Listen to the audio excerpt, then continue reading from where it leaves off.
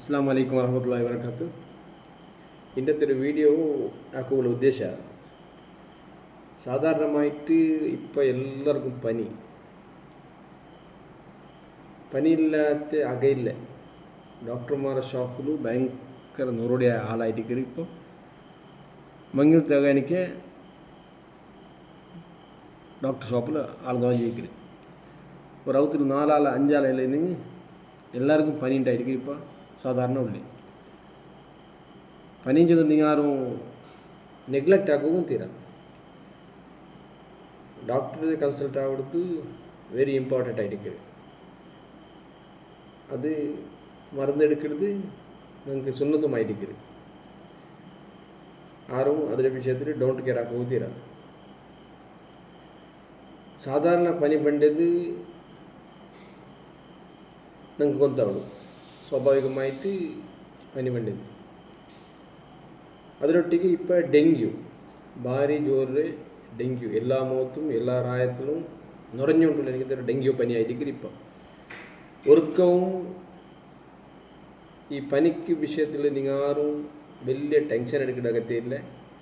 ഈ ടെൻഷൻ ആക്കിയാണ്ടിട്ടുണ്ടെങ്കിൽ പനി ആരെ പണ്ടല്ലാട്ട് കുറയിടുകയും ഇല്ല. ഇതായിരിക്കും നിങ്ങൾ മുന്നോലായിട്ട് നിങ്ങൾ മനസ്സിൽ വെച്ചിടണം. ഇപ്പം ഡെങ്കു പനി പറയുമ്പോൾ നമുക്കത് ഡെങ്കിയുടേതും സാധാരണ പനി നമുക്കും അതിൽ തെല്ല ഒരു രൂപത്തിൽ മനസ്സിലാക്കും നമുക്കാവും. എങ്ങനെയാണെന്ന് ചെന്നിട്ടുണ്ടെങ്കിൽ ഈ സാധാരണ പനി ശീത ചുമ കഫ അല്ലുണ്ടെങ്കിൽ മൂക്ക് ബന്ധാവരുത് ഇതെല്ലാം ഇക്കറി. അതെനിക്ക് ഡെങ്കു പനിക്ക് അങ്ങനെ ഒന്നും മിക്കില്ല. Totally dry പനിയായിരിക്കും.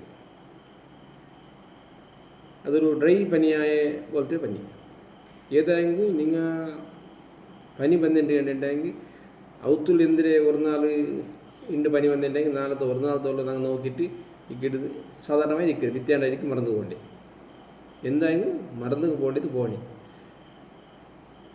ഇപ്പോൾ ഒരു സമയം ഡെങ്കു പനി എന്ന് ചൊല്ലാം. ഡെങ്കു പനിയായെങ്കിൽ ഹോസ്പിറ്റലിൽ പോയിട്ടുണ്ടെങ്കിൽ ഡോക്ടർമാർ ചൊല്ലാറ് ലോക്കൽ ഡോക്ടർമാർ ചൊല്ലാറ് നിങ്ങൾ വേറെ ഡോക്ടർ കാട്ടുകയും ചൊല്ലടിക്കത്ത് അവകാശം ഇക്കറി. അപ്പോൾ അവിടെ പോയിട്ടുണ്ടെങ്കിൽ 2-3 പേര് ടെസ്റ്റും ഇക്കറി. സാധാരണമായിട്ട് നിങ്ങൾ ചൊല്ലിട്ടുണ്ടെങ്കിൽ ഈ ഡെങ്കു പനിക്ക് മെയിനായിട്ടിക്കറി നിങ്ങളെ വൈറ്റ് ബ്ലഡ് കൗണ്ട് കുറയായിരിക്കരുത്. അത് സാധാരണ നിങ്ങൾക്ക് ഒരു തടിയിൽ വൈറ്റ് ബ്ലഡിൻ്റെ കണക്ക് 1,85,000 ഇക്കറി. കുറടി വന്നിട്ടുണ്ടെങ്കിൽ 40,000-50,000 ബണ്ട്. അങ്ങനെ നിൽക്കുമ്പോഴത്തേക്ക്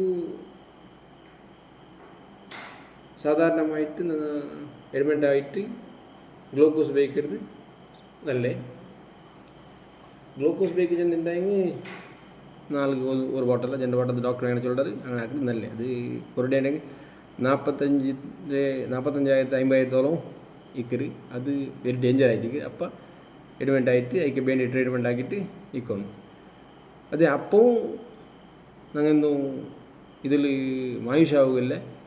സോ ആക്കണായ സ്വരഞ്ഞിട്ടുണ്ടെങ്കിൽ ഞങ്ങൾ മെയിനായിട്ട് ഇത് ഒക്കൂ നമുക്ക് ഡെങ്കു പനി ചെന്നിട്ട് ഡോക്ടർമാർ സർട്ടിഫിക്കറ്റും അല്ല ഈ രീതി ആക്കിയിട്ടുണ്ടെന്നുണ്ടെങ്കിൽ നമുക്ക് അപ്പം നമുക്കതിൽ ഒരു വക നമുക്ക് വിവരണമാക്കുക ആവുള്ളൂ.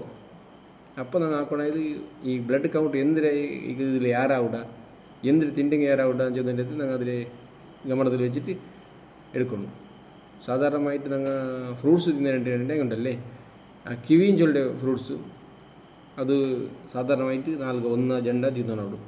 അതിലൊട്ടിಗೆ ഡ്രാഗൺ ഫ്രൂട്ട് ആ ചോന്ന് തോലെടുത്ത് തിന്നിട്ടുണ്ടെങ്കിൽ ഡ്രാഗൺ ഫ്രൂട്ട് അതും അങ്ങനെ തിന്നോണം.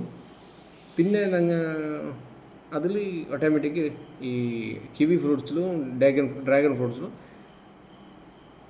ബ്ലഡ് കൗണ്ടിങ് കൂടിയുണ്ട്. പിന്നെ 1,00,000 എത്തിയിട്ടുണ്ടെങ്കിൽ അത് ഞങ്ങൾ വലിയ ടെൻഷനാക്കും ഇല്ലേ കുറഞ്ഞെങ്കിൽ. അതെനിക്ക് പിന്നെ ഞങ്ങൾ ഒരു കുറേ ഔത്തരം മറന്ന് ഈ ബപ്പങ്കായ ഇല കംപ്ലീറ്റ് കയ്യിൽ തിരുമ്പിയിട്ട് അല്ലെങ്കിൽ കല്ല് കുത്തിയിട്ട് അതേ പൊടിയാക്കിയിട്ട് അതിൽ രസം ഉണ്ടല്ലേ സുബൈക്ക് 1 സ്പൂണും മോനിക്ക് 1 സ്പൂണും ഞങ്ങൾ കുടിക്കണം. കുടിച്ചിട്ട് സാധാരണമായിട്ട് 8-10 നാൾ ഞങ്ങൾ അതിൽ റെസ്റ്റ് എടുത്തേണ്ട കഴിഞ്ഞാൽ ഞങ്ങൾക്ക് വേറെ മരുന്നകത്തില്ല. ഒരു നാൾ 2 ಬಾಟ್ಲ್ 3 ಬಾಟ್ಲ್ ಗ್ಲೂಕೋಸ್ ಬೇಕಾ അങ്ങനെ പനി പിന്നെയും ചോറിന് 2 നാളത്തെ ഗ്ലൂക്കോസ് വെക്കുക. പിന്നെ ഇത് ആറും വിഷയത്തിൽ ടെൻഷൻ ആക്കണ്ട. അസ്സലാമു അലൈക്കും.